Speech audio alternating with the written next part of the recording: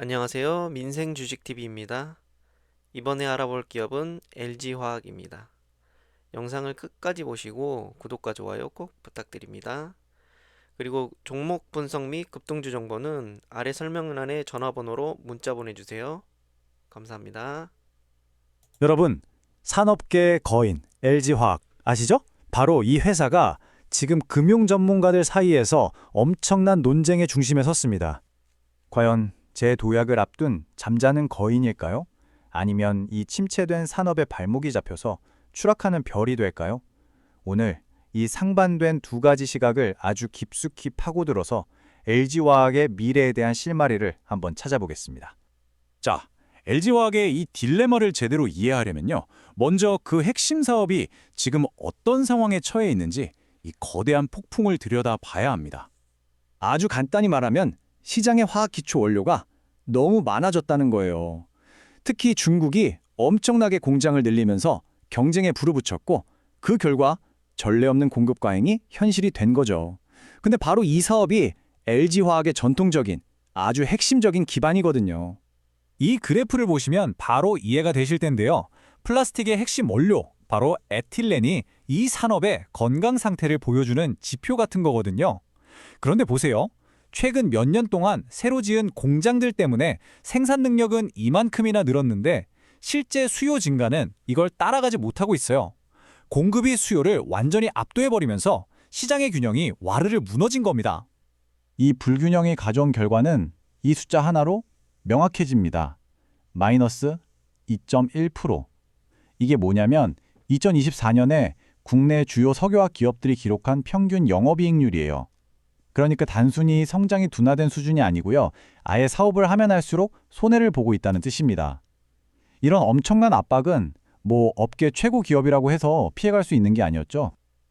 상황이 정말 암울하죠. 그런데 말입니다.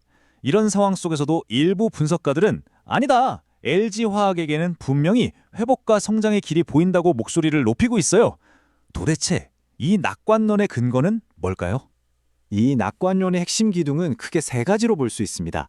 첫 번째는 석유화학 산업이 2026년이면 드디어 바닥을 치고 주기적 회복 국면에 들어설 거라는 기대감.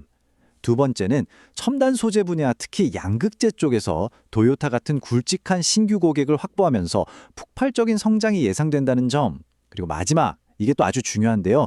핵심 자회사인 LG에너지솔루션의 가치를 예전보다 훨씬 더 영리하게 활용하기 시작했다는 겁니다. 바로 이 분석가 코멘트가 그 변화를 딱 짚어주고 있죠.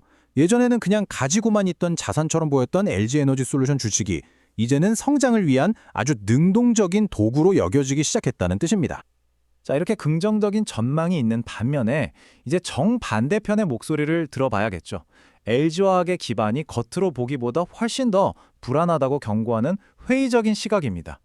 이 회의론자들이 지적하는 위험 요인은 아주 명확해요. 첫째, LG에너지솔루션이라는 단 하나의 자회사에 대한 의존도가 너무 심하다는 것.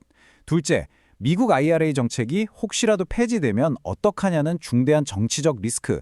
그리고 마지막으로 주가 수익 스왑, 이 PRS 같은 금융기법이 사실은 가치를 만드는 게 아니라 그냥 빚을 들리는 거 아니냐는 우려입니다. 바로 이 말이 약세론의 핵심을 정확히 꿰뚫고 있습니다.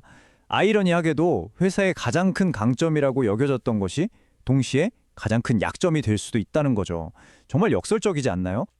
자, 이렇게 강세론과 약세론 두 주장을 나란히 놓고 보니까 이 논쟁의 핵심이 아주 명확하게 보이죠? 똑같은 회사를 보면서 한쪽에서는 터닝 포인트다, 기회다 라고 외치고 있고 다른 한쪽에서는 아니다, 이건 위험 신호다 라고 말하고 있는 겁니다. 이 팽팽한 시각 차이, 이게 바로 지금 LG화학의 미래를 둘러싼 논쟁의 본질인 거죠. 근데 이 논쟁이 그냥 분석가들끼리 하는 말싸움으로 끝나는 게 아닙니다. 이게 실제 투자자들의 행동으로 이어지고 있거든요. 그리고 그게 회사에는 변화를 요구하는 아주 강력한 압박이 되고 있는 거고요. 투자자들의 불만이 왜 커지고 있는지는 이 표를 보면 바로 알 수 있습니다. 한때 12,000원까지 갔던 주당 배당금이 2024년에는 고작 1,000원으로 뚝 떨어졌어요. 이러니 주주들이 목소리를 높일 수밖에 없는 거죠. 바로 이런 현실이 회사를 계속 압박하고 있는 겁니다. 그리고 마침내 회사가 이 압박에 응답을 내놨습니다. CFO의 이 발언을 보세요. 영업이익으로만 배당을 주던 관행에서 벗어나서 이제는 자산을 판 돈의 일부까지 배당으로 주겠다는 거잖아요. 이건 정말 중대한 정책 변화를 의미하는 신호입니다. 그렇다면 LG화학은 이 위기를 어떻게 뚫고 나가려는 걸까요? 그 해답을 찾기 위해 이들은 기존의 전통적인 사업 영역을 넘어서 완전히 새로운 차세대 기술에 투자하면서 말 그대로 다음 챕터를 쓰려고 하고 있습니다. LG화학의 첫 번째 큰 베팅, 바로 나트륨이온 배터리입니다. 이게 왜 중요하냐면요. 요즘 정말 비싸고 구하기도 힘든 리튬 대신에 훨씬 흔하고 저렴한 나트륨을 쓰는 거거든요. 그래서 에너지 저장 장치나 저속 전기차 시장의 판도를 완전히 바꿔버릴 수 있는 그야말로 게임 체인저가 될 잠재력이 있는 기술이죠. 그리고 두 번째 미래 전략의 기둥은 바로 이 생분해성 플라스틱입니다. 우리 모두가 고민하는 플라스틱 쓰레기 문제를 아예 원천적으로 해결해 보겠다는 시도인 거죠.